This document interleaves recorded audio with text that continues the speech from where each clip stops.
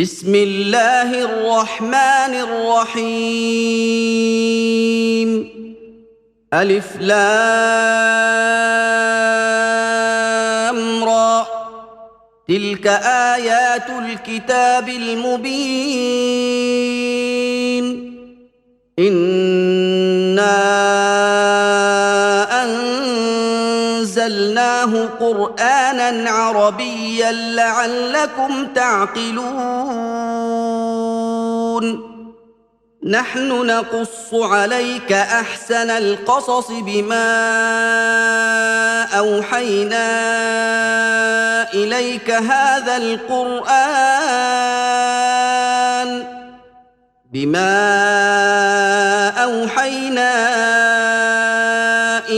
هذا القرآن وإن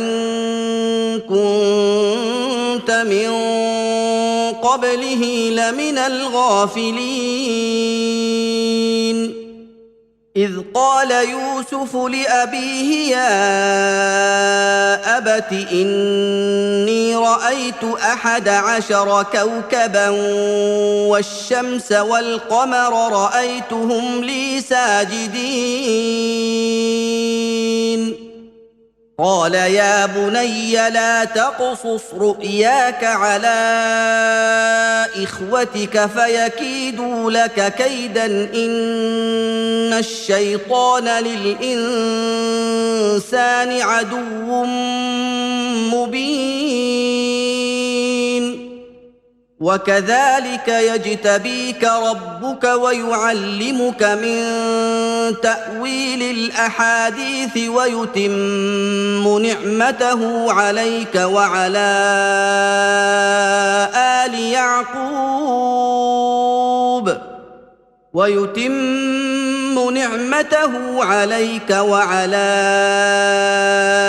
يعقوب كما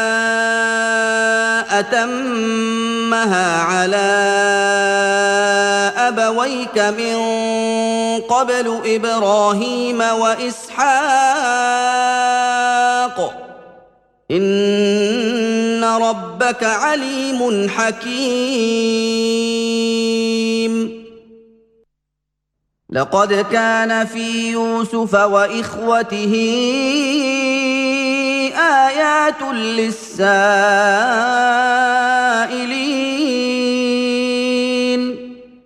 إذ قالوا ليوسف وأخوه أحب إلى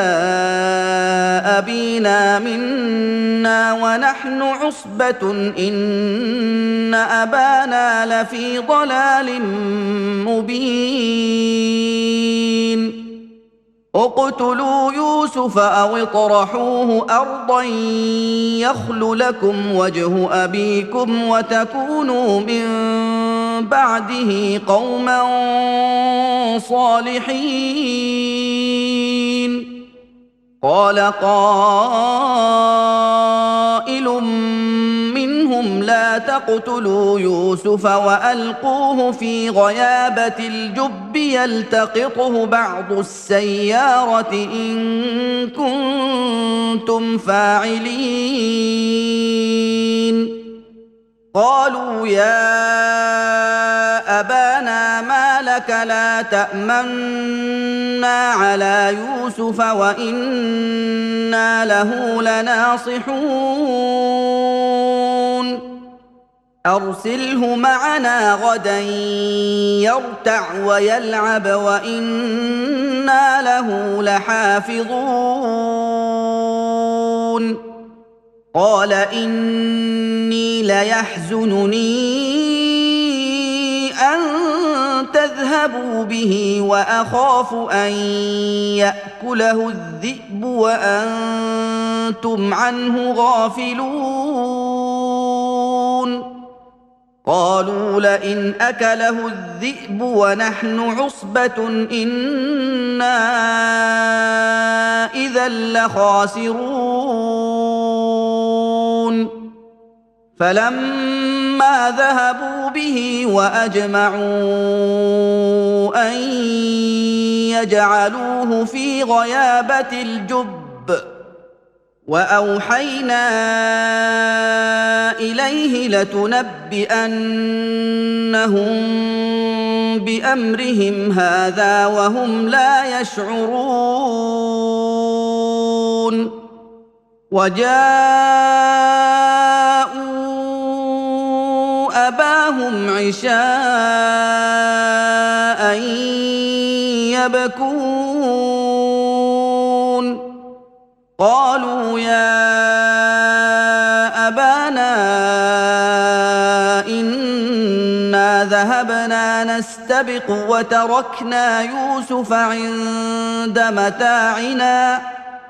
وتركنا يوسف عند متاعنا فأكله الذئب وما أنت بمؤمن لنا ولو كنا صادقين وجاءوا على قميصه بدم كذب قال بل سولت لكم أنفسكم أمرا فصبر جميل والله المستعان على ما تصفون وجاءت سيارة فأرسلوا واردهم فأدلى دلوه قال يا بشرى هذا غلام وأسروه بضاعة والله عليم بما يعملون وشروه بثمن بخس دراهم معدودة وكانوا فيه من الزاهدين وقال الذي اشتراه من مصر لامرأته أكرمي مثواه عسى أن ينفعنا أو نتخذه ولدا وكذلك مكنا ليوسف في الأرض ولنعلمه من تأويل الأحاديث والله غالب على أمره ولكن أكثر الناس لا يعلمون ولما بلغ أشده آتيناه حكما وعلما وكذلك نجزي المحسنين وراودته التي هو في بيتها عن نفسه وغلقت الأبواب وقالت هيت لك قال معاذ الله إنه ربي أحسن مثواي إنه لا يفلح الظالمون ولقد همت به وهم بها لولا أن رأى برهان ربه كذلك لنصرف عنه السوء والفحشاء إنه من عبادنا المخلصين واستبق الباب وقدت قميصه من دبر وألف يا سيدها لدى الباب قالت ما جزاء من أراد بأهلك سوءا إلا أن يسجن أو عذاب أليم قال هي راودتني عن نفسي وشهد شاهد من أهلها إن كان قميصه قد من قبل فصدقت وهو من الكاذبين وإن كان قميصه قد من دبر فكذبت وهو من الصادقين فلما رأى قميصه قد من دبر قال إنه من كيدكن إن كيدكن عظيم يوسف أعرض عن هذا واستغفري لذنبك إنك كنت من الخاطئين وقال نسوة في المدينة امرأة العزيز تراود فتاها عن نفسه قد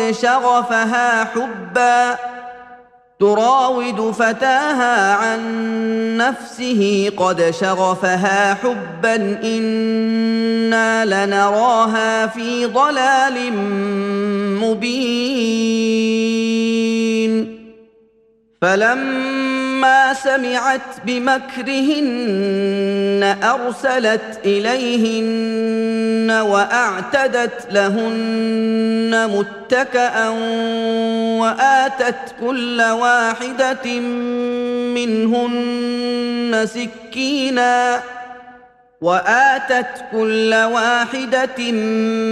منهن سكينا وقالت اخرج عليهن فلما رأينه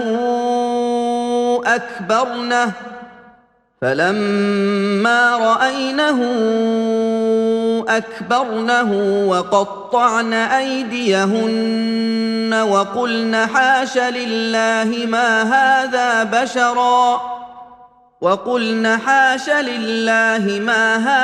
بشرا إن هذا إلا ملك كريم قالت فذلكن الذي لمتنني فيه ولقد راودته عن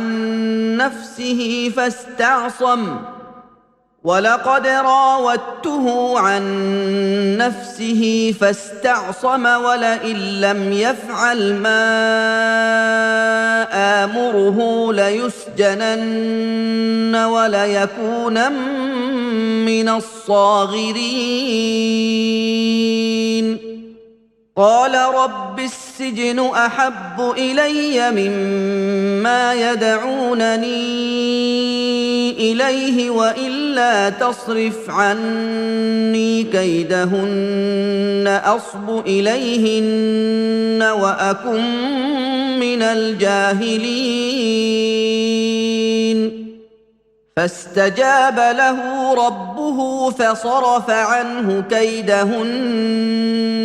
إنه هو السميع العليم ثم بدا لهم من بعد ما رأوا الآيات ليسجننه حتى حين ودخل معه السجن فتيان قال أحدهما إني أراني أعصر خمرا وقال الآخر إني أراني أحمل فوق رأسي خبزا تأكل الطير منه نبئنا بتأويله إنا نراك من المحسنين قال لا يأتيكم يأتيكما طعام ترزقانه إلا نبأتكما بتأويله قبل أن يأتيكما ذلكما مما علمني ربي إني تركت ملة قوم لا يؤمنون بالله وهم بالآخرة هم كافرون واتبعت ملة آبائي إبراهيم وإسحاق ويعقوب ما كان لنا أن نشرك بالله من شيء ذلك من فضل الله علينا وعلى الناس ولكن أكثر الناس لا يشكرون يا صاحبي السجن أأرباب متفرقون خير أم الله الواحد القهار ما تعبدون من دونه إلا أسماء سميتموها أنتم وآباؤكم ما أنزل الله بها من سلطان إن الحكم إلا لله أمر ألا تعبدوا إلا إياه ذلك الدين القيم ولكن أكثر الناس لا يعلمون يا صاحبي السجن أما أحدكما فيسقي ربه خمرا وأما الآخر فيصلب فتأكل الطير من رأسه قضي الأمر الذي فيه تستفتيان وقال للذي ظن أنه ناج منهما اذكرني عند ربك فأنساه الشيطان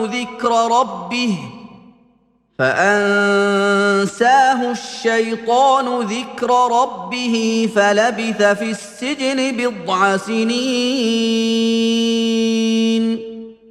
وقال الملك إني أرى 7 بقرات سمان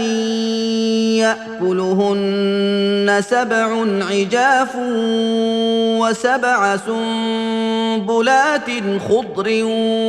وأخر يابسات يا أيها الملأ أفتوني في رؤياي إن كنتم للرؤيا تعبرون قالوا أضغاث أحلام وما نحن بتأويل الأحلام بعالمين وقال الذي نجا منهما وادكر بعد أمة أنا أنبئكم بتأويله فأرسلون يوسف أيها الصديق أفتنا في 7 بقرات سمان يأكلهن 7 عجاف و7 سنبلات خضر وسبع سنبلات خضر واخر يابسات لعلي ارجع الى الناس لعلهم يعلمون قال تزرعون 7 سنين دأبا فما حصدتم فذروه في سنبله إلا قليلا مما تأكلون ثم يأتي من بعد ذلك 7 شداد يأكلن ما قدمتم لهن إلا قليلا مما تحصنون ثم يأتي من بعد ذلك عام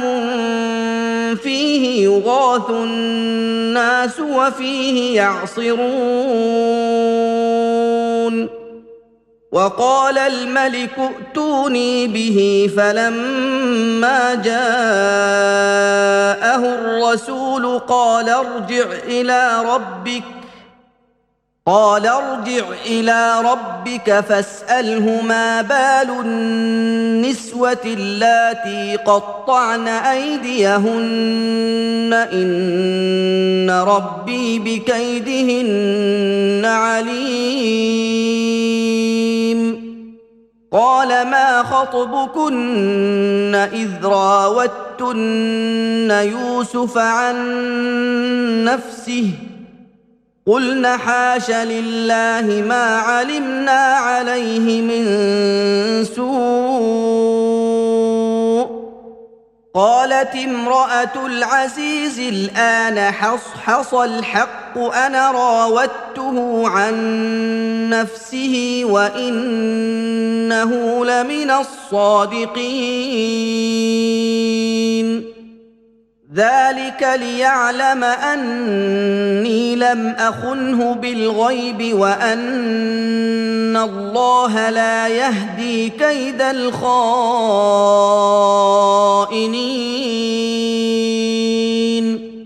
وما أبرئ نفسي إن النفس لأمارة بالسوء إلا ما رحم ربي إن ربي غفور رحيم وقال الملك ائتوني به أستخلصه لنفسي فلما كلمه قال إنك اليوم لدينا مكين أمين قال اجعلني على خزائن الأرض إني حفيظ عليم وكذلك مكنا ليوسف في الأرض يتبوأ منها حيث يشاء نصيب برحمتنا من نشاء ولا نضيع أجر المحسنين ولأجر الآخرة خير للذين آمنوا وكانوا يتقون وجاء إخوة يوسف فدخلوا عليه فعرفهم وهم له منكرون ولما جهزهم بجهازهم قال ائتوني بأخ لكم من أبيكم ألا ترون أني أوفي الكيل وأنا خير المنزلين فإن لم تأتوني به فلا كيل لكم عندي ولا تقربون قالوا سنراود عنه أباه وإنا لفاعلون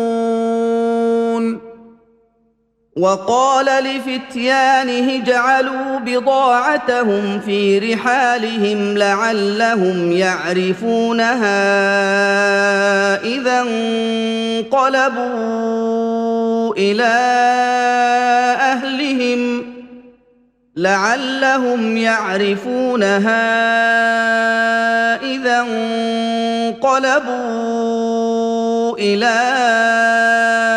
أهلهم لعلهم يرجعون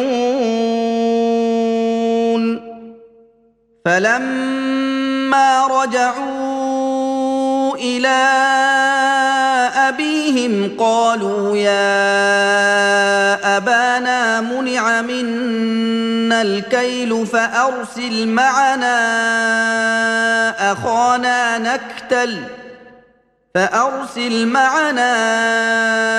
أخانا نكتل وإنا له لحافظون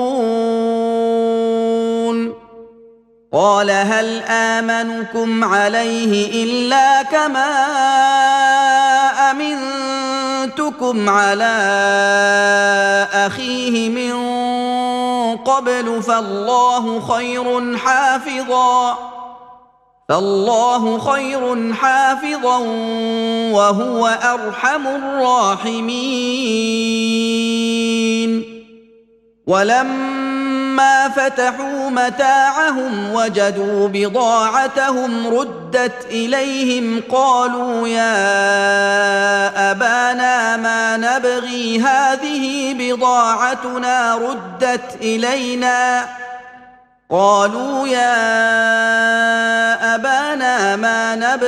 هذه بضاعتنا ردت إلينا ونمير أهلنا ونحفظ أخانا ونزداد كيل بعير ذلك كيل يسير قال لن أرسله معكم حتى تؤتون موثقا من الله لتأتونني به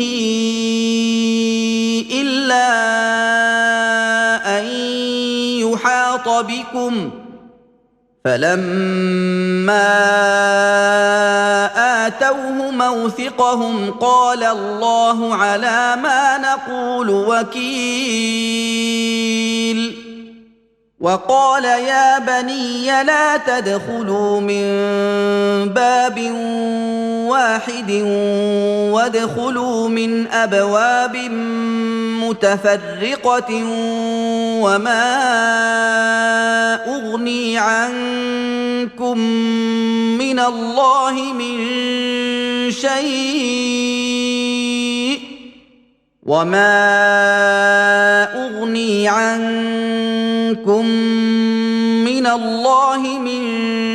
شيء إن الحكم إلا لله عليه توكلت وعليه فليتوكل المتوكلون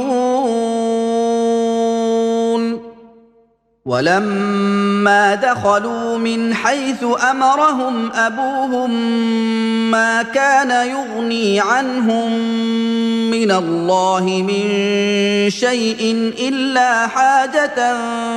في نفس يعقوب قضاها وإنه لذو علم لما علمناه ولكن أكثر الناس لا يعلمون ولما دخلوا على يوسف آوى إليه أخاه قال إني أنا أخوك فلا تبتئس بما كانوا يعملون فلما جهزهم بجهازهم جعل السقاية في رحل أخيه ثم أذن مؤذن أيتها العير إنكم لسارقون قالوا وأقبلوا عليهم ماذا تفقدون قالوا نفقد صواع الملك ولمن جاء به حمل بعير وأنا به زعيم قالوا تالله لقد علمتم ما جئنا لنفسد في الأرض وما كنا سارقين قالوا فما جزاؤه إن كنتم كاذبين قالوا جزاؤه من وجد في رحله فهو جزاؤه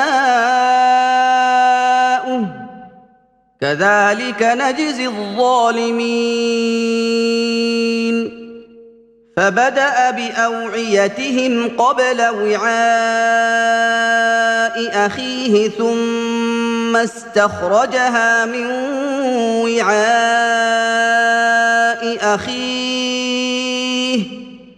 كذلك كدنا ليوسف ما كان ليأخذ أخاه في دين الملك إلا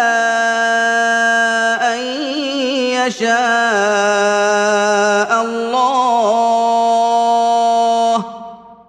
نرفع درجات من نشاء وفوق كل ذي علم عليم قالوا إن يسرق فقد سرق أخ له من قبل فأسرها يوسف في نفسه ولم يبدها لهم قال أنتم شر مكانا والله أعلم بما تصفون قالوا يا أيها العزيز إن له أبا شيخا كبيرا فخذ أحدنا مكانه إنا نراك من المحسنين قال معاذ الله أن نأخذ إلا من وجدنا متاعنا عنده إنا إذا لظالمون فلما استيئسوا منه خلصوا نجيا قال كبيرهم ألم تعلموا أن أباكم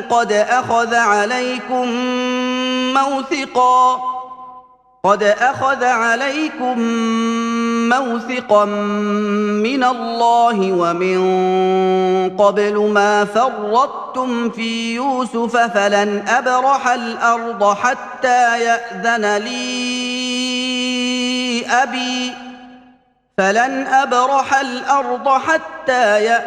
لي أبي أو يحكم الله لي وهو خير الحاكمين ارجعوا إلى أبيكم فقولوا يا أبانا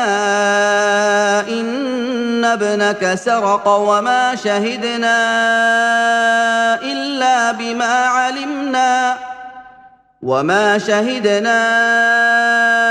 إلا بما علمنا وما كنا للغيب حافظين واسأل القرية التي كنا فيها والعير التي أقبلنا فيها وإنا لصادقون قال بل سولت لكم أنفسكم أمرا فصبر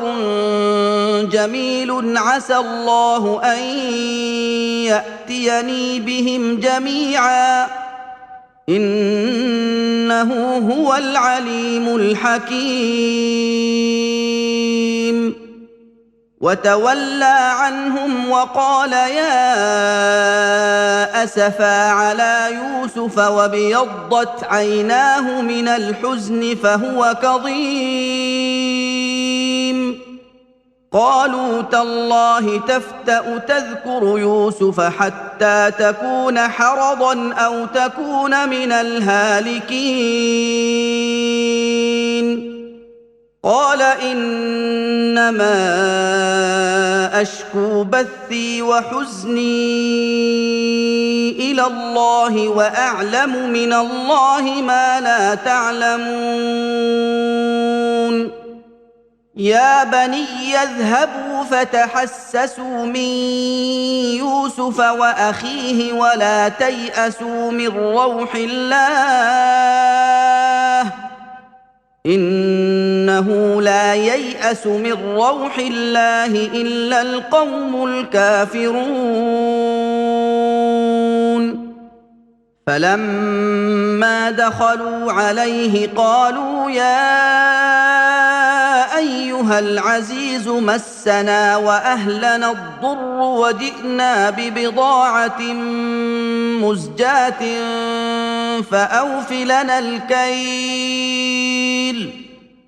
فأوف لنا الكيل وتصدق علينا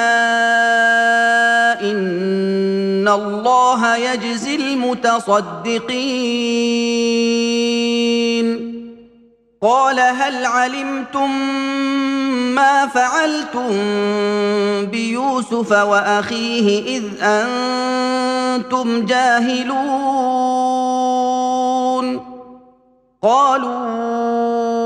أئنك لأنت يوسف قال أنا يوسف وهذا أخي قد من الله علينا إنه من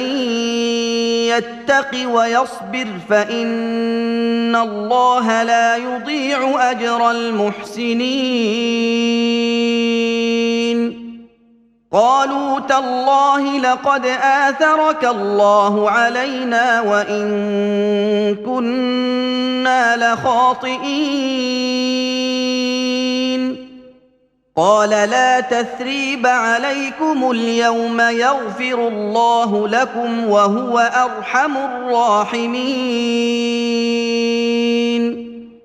اذهبوا بقميصي هذا فألقوه على وجه أبي يأت بصيرا وأتوني بأهلكم أجمعين ولما فصلت العير قال أبوهم إني لأجد ريح يوسف لولا أن تفندون قالوا تالله إنك لفي ضلالك القديم فلما أن جاء البشير ألقاه على وجهه فارتد بصيرا قال ألم أقل لكم إني أعلم من الله ما لا تعلمون قالوا يا أبانا استغفر لنا ذنوبنا إنا كنا خاطئين قال سوف أستغفر لكم ربي إنه هو الغفور الرحيم فلما فلما دخلوا على يوسف آوى إليه أبويه وقال ادخلوا مصر إن شاء الله آمنين ورفع أبويه على العرش وخروا له سجدا وقال يا أبت هذا تأويل رؤياي من قبل قد جعلها ربي حقا وقد أحسن بي إذ أخرجني من السجن وجاء بكم من البدو من بعد أن نزغ الشيطان بيني وبين إخوتي إن ربي لطيف لما يشاء إنه هو العليم الحكيم رب قد آتيتني من الملك وعلمتني من تأويل الأحاديث فاطر السماوات والأرض أنت وليي في الدنيا والآخرة توفني مسلما وألحقني بالصالحين ذلك من أنباء الغيب نوحيه إليك وما كنت لديهم إذ أجمعوا أمرهم وهم يمكرون وما أكثر الناس ولو حرصت بمؤمنين وما تسألهم عليه من أجر إن هو إلا ذكر للعالمين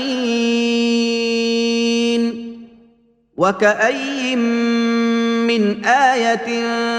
في السماوات والأرض يمرون عليها وهم عنها معرضون وما يؤمن أكثرهم بالله إلا وهم مشركون أفأمنوا أن تأتيهم غاشية من عذاب الله أو تأتيهم الساعة بغتة وهم لا يشعرون قل هذه سبيلي أدعو إلى الله على بصيرة أنا ومن اتبعني وسبحان الله وما أنا من المشركين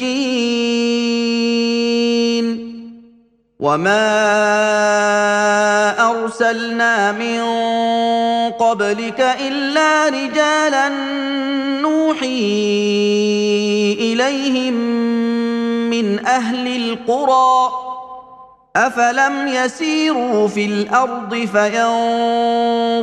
كيف كان عاقبة الذين من قبلهم ولدار الآخرة خير للذين اتقوا أفلا تعقلون حتى إذا استيأس الرسل وظنوا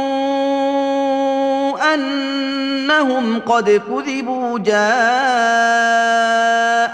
نصرنا فنجي من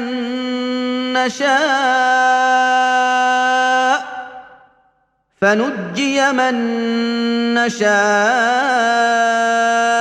ولا يرد بأسنا عن القوم المجرمين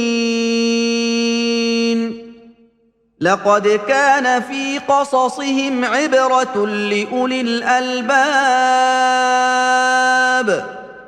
ما كان حديثا يفترى ولكن تصديق الذي بين يديه وتفصيل كل شيء وهدى ورحمة لقوم يؤمنون.